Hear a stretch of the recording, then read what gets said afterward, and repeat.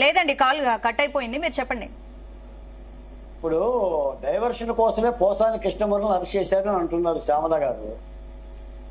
ఇప్పుడు ఎన్నికల రిగ్గింగ్ చేయాలనుకుంటున్నారు. ఈవీఎంలో రిగ్గింగ్ ఎలా చేస్తారు మేడం? నాకు తెలియక అడుగుతున్నాను.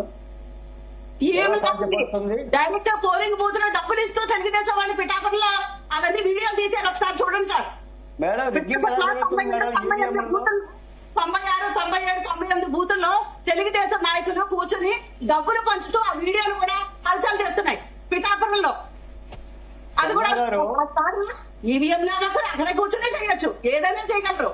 స్పందన గారు చెప్పండి. తెలుగుదేశం పార్టీ వాళ్ళు ఈవీఎంలో రిగ్గింగ్ చేస్తుంటే వైసీపీ వాళ్ళు చప్పట్లు కొడతారా వెళ్ళి? వీళ్ళకి తెలియదా?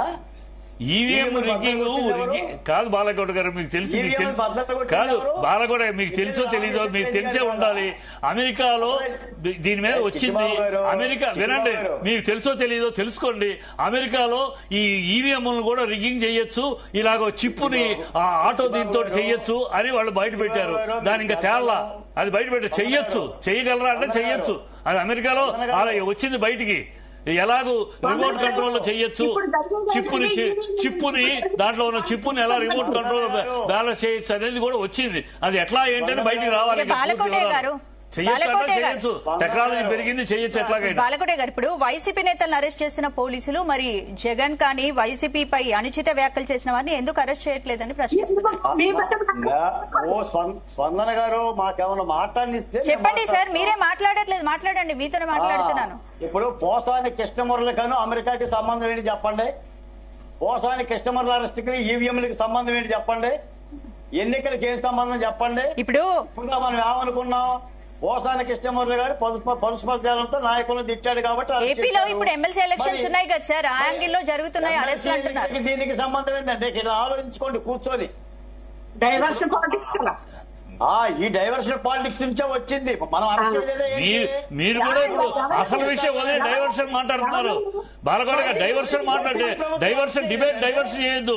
డిబేట్ ఇప్పుడు ఎందుకంటే ఈ అరెస్టుల గురించి డిబేట్. ఇది కరెక్టా, ఇలా వెళ్ళటం కరెక్టా, అదే డిబేట్. మరి నేను అరెస్ట్ గురించే మాట్లాడుతున్నా, మీరు ఈవీఎం అంటున్నారు. మీరే ఎత్తారు ఈవీఎం మార్చగలరా అని మీరు అన్నారు. మీరు శ్యామల అన్నదే అంటే మీరు దాన్ని కంటిన్యూ చేశారు కనుక చెప్పాం. ఆ మాట వినండి స్పందన గారు. చెప్పండి సార్. మద్యం ధరల మీద మాట్లాడిన ఓం ప్రకాష్ ఎలా చచ్చిపోయాడో కూడా తెలియదు.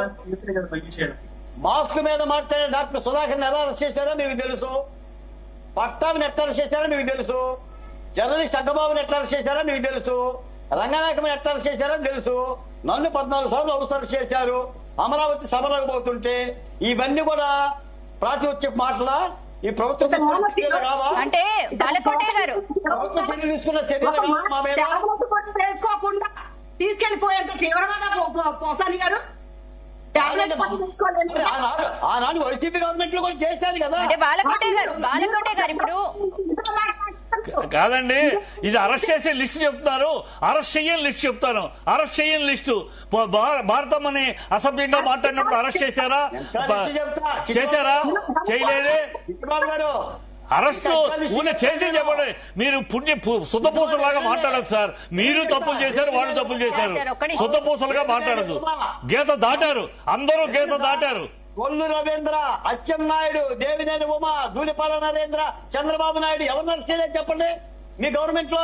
మీరు వదిలిపెట్టారు, మీరు మిమ్మల్ని వదిలిపెట్టి చాలా ఉన్నాయి.